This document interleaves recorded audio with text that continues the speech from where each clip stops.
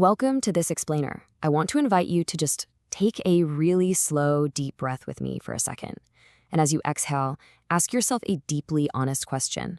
Are you tired? And I don't mean just, oh, I need an extra hour of sleep tonight kind of tired. I'm talking about a deep, lingering, almost foundational exhaustion. The kind that just seems to hum quietly in the background of your daily life, literally no matter how much yoga you do or how many productivity hacks you try to implement. Today, we're diving into a genuinely profound and honestly liberating piece of philosophy. It comes from Byung-Chul Han's modern masterpiece, The Burnout Society. We are going to deconstruct exactly why modern life feels so unbelievably draining. And, much more importantly, we're going to talk about why your absolute right to feel sad, to feel tired, and yes, even to feel broken is something you desperately need to reclaim. So let's dive into this. Now, you might be wondering, why does the freedom to be yourself feel so incredibly exhausting? It is, without a doubt, the defining paradox of our time. Think about it. We live in an era of unprecedented personal freedom. We're constantly told we can be anything, we can do anything, we can achieve literally anything we set our minds to. Yet, look around. We are collectively burning out. If you've been feeling this heavy personal burnout, I want to take a moment to just completely validate that for you right now.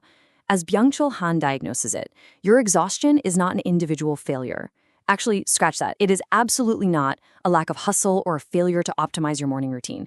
It is actually the systemic, built-in consequence of what he calls our modern achievement society. You aren't failing the system. The system is functioning exactly as it was designed to. Which brings us to Section 1, the illusion of freedom and the trap of the boundless can. To truly understand how we ended up so exhausted, we really have to look back at a massive historical shift. We moved away from the disciplinary institutions of the past. The philosopher Michel Foucault described that older world as a world of hospitals, madhouses, factories, and barracks.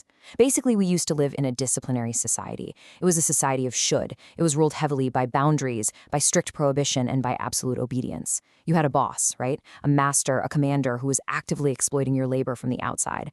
But today, we've replaced those literal walls with something far more insidious. We now live in the achievement society. The reigning word is no longer should, it has shifted entirely to can.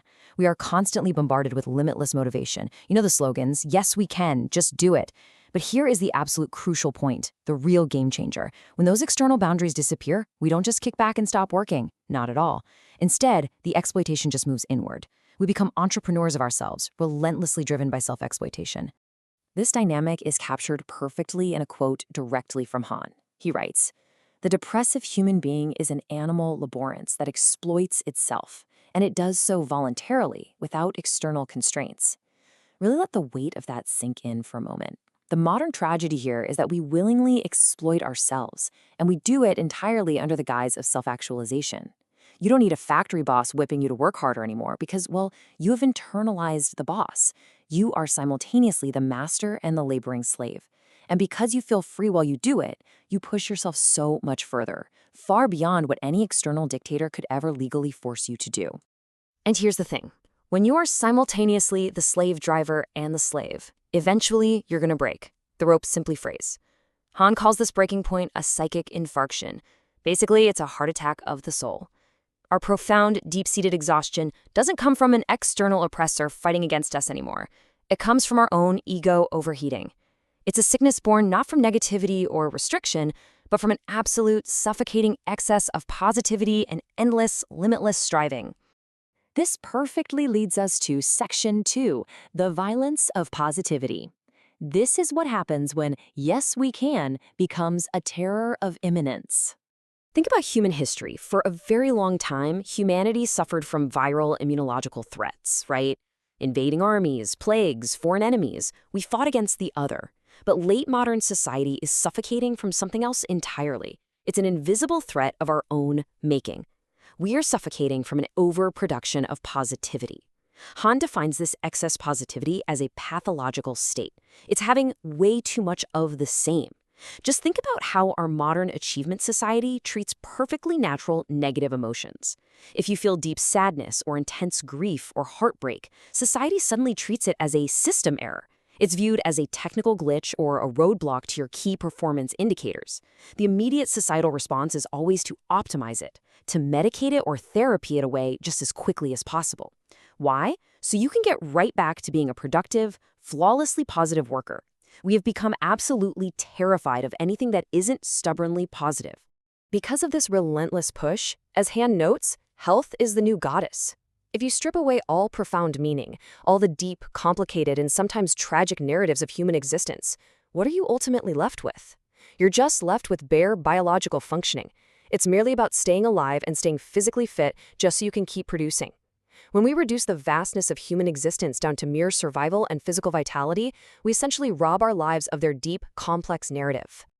And that brings us to Section 3, a really vital concept: erasing the right to mourn and the loss of profound negativity.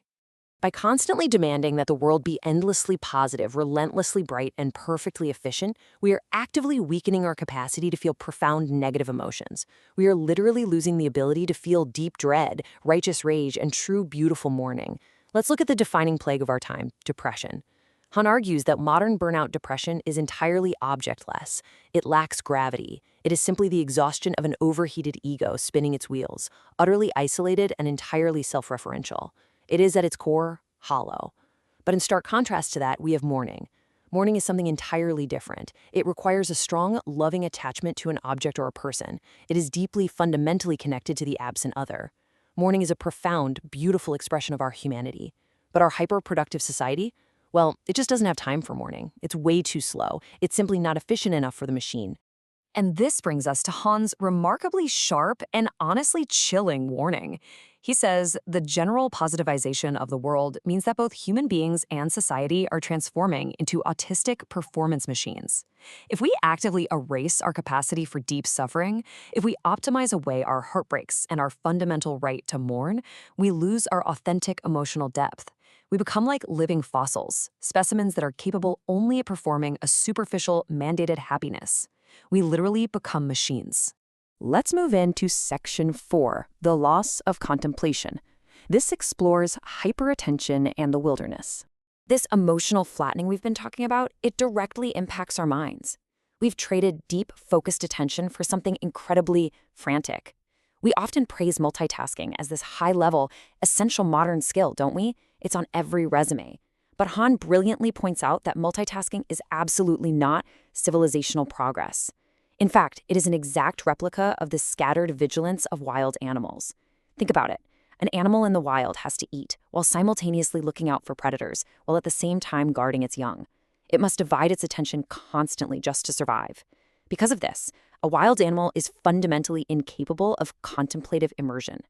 So, by forcing ourselves to constantly multitask, to process 100 browser tabs at once, we aren't advancing. We are actually regressing straight back into the frantic survival mode of the wilderness. Now, in stark, beautiful contrast to that animalistic anxiety, we have this wonderfully poetic metaphor from the philosopher Walter Benjamin. He describes deep boredom as a dream bird that hatches the egg of experience. Human culture, true philosophy, and deep, moving art, they do not come from frantic multitasking.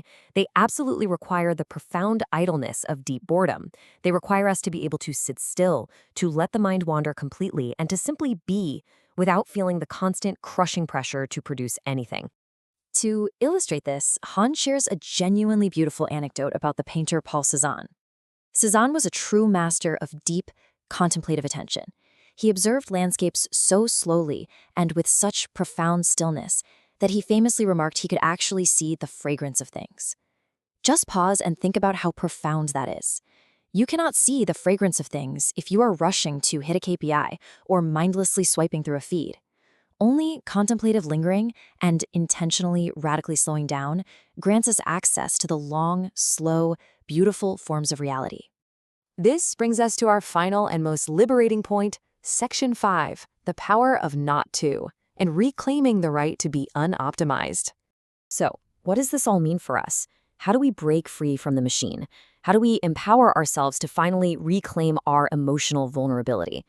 The philosophical key here is something called negative potency. In our modern world, we are completely obsessed with positive potency, the power to do things, to act, to achieve, but true sovereignty, true freedom actually relies on negative potency. This is the sovereign power not to do something. It is the active, deliberate capacity to simply say no, to pause, to fiercely resist the rushing, intrusive stimuli of emails, endless demands, and the constant pressure for self-optimization. This concept completely validates your absolute right to pause, your right to be fundamentally tired, and your right to mourn without carrying a single shred of guilt. Drawing from the brilliant writer Peter Hancock, we have to distinguish between two very different types of tiredness. First, there is eye tiredness. This is the classic burnout fatigue.